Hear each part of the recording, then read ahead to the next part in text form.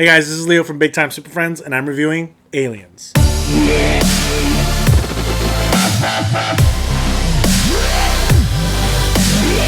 Aliens came out in '86, and now being helmed by James Cameron.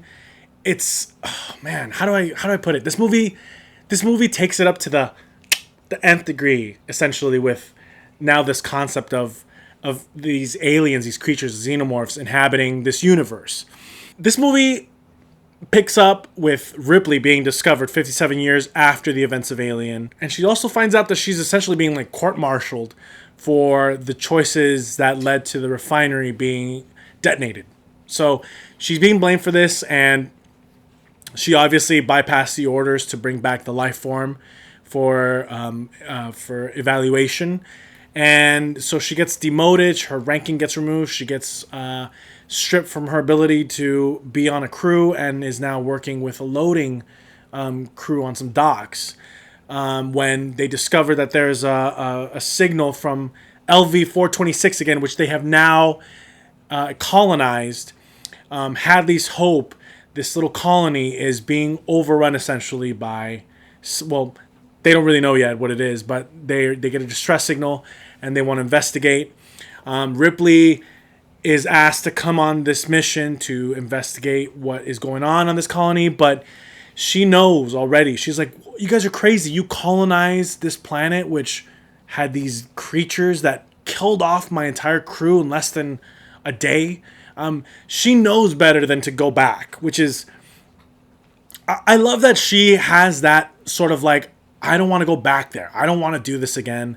She's not enthusiastic about the idea of going back to this place, and she doesn't really care to be a part of this, but she is she's pissed off essentially about the fact that they colonize this place, and she thinks that they know what they're dealing with, because going back to Alien, Ash wanted to kill the crew so he could bring back the life form. Now, this sort of revisits the story, but it's not done by an android. It's done by one of the crew members and essentially the leader of this mission.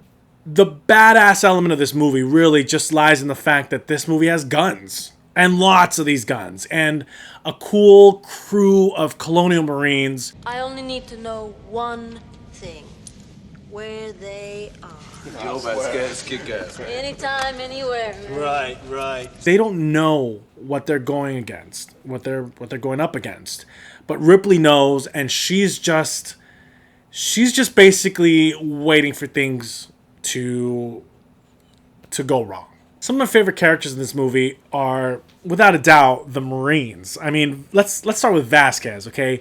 She's one of 2 or 3 female members of this crew.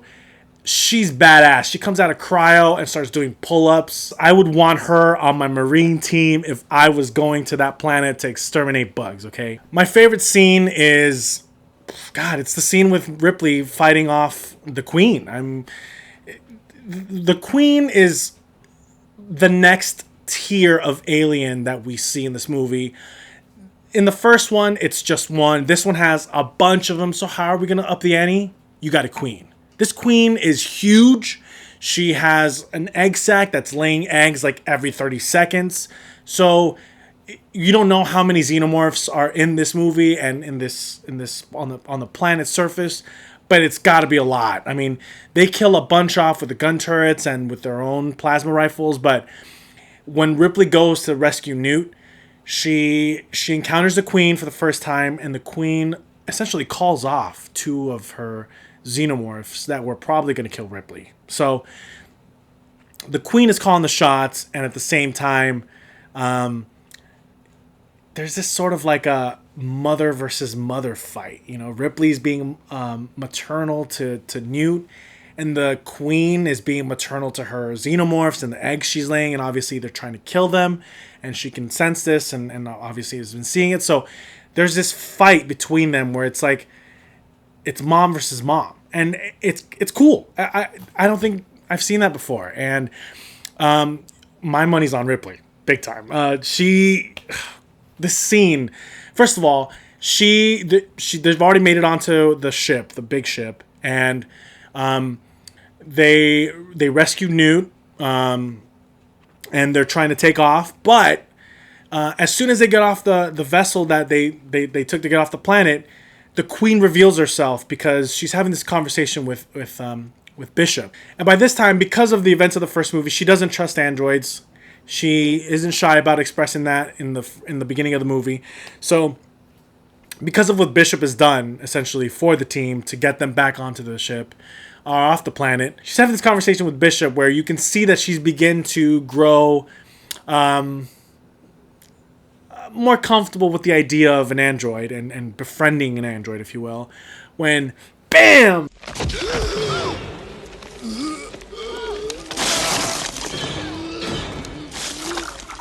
The alien queen impales Bishop, and you're just like, what the fuck? I thought the queen was dead.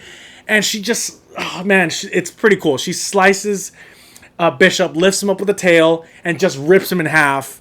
And then Ripley has to obviously now fight the queen. The big fight between the queen and Ripley is one for the ages, guys. I love this scene. The movie's good. It's just overall a great movie, but the climax of the movie, the denouement, if you will, is it pays off so well, okay? In this process, she finds a loader, okay? This mech suit.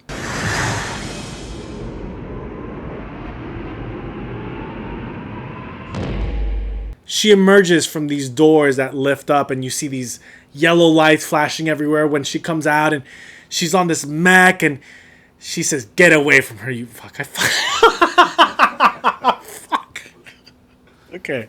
Ripley says this line that it's perfect, guys. She says, "Get away from her, you bitch." It's just so classic. It's like, it's one of the best lines to deliver someone if you're going to kick their ass, you know? So she goes and fights the queen in this loader. It doesn't disappoint you guys. She just manhandles the queen, or woman handles this queen in this loader, and it's an amazing fight, you guys. I'll let you enjoy that. This movie is worlds apart from Alien in that it's no longer a horror movie. It no longer surprises you. You know what's happening, and you know what they're up against. The little surprise is the fact that there's a queen, and that she is clearly creating an army, essentially, of xenomorphs.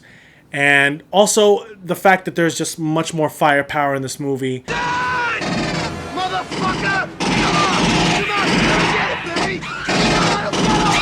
Come on! They're fighting. There's Marines. The colonial Marines are there, and they have these guns. And it's just like a war. An all-out war against these xenomorphs. The one thing that I did enjoy about this movie that was different is the fact that, again, it's not really a surprise, but again, they catch you off guard with the fact that they're trying to preserve one of these specimens to take back to Earth. You don't know what it's for. Ripley sort of touches on the fact that they might be weaponized in some sort, which is an interesting idea because they've never explored that, and maybe in future Alien movies they might, because clearly they're trying to. Wayland Corp is trying to get one of these specimens for their whatever purposes they have, and I'm curious to explore the idea of what that is.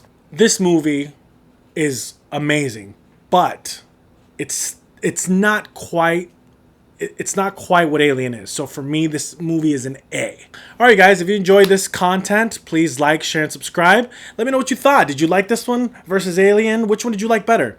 And also, keep an eye out for my future reviews of Alien 3 and Alien Resurrection and Prometheus, all culminating with the review of Alien Covenant, which I'm definitely looking forward to. So keep an eye out for that, you guys. See you next time.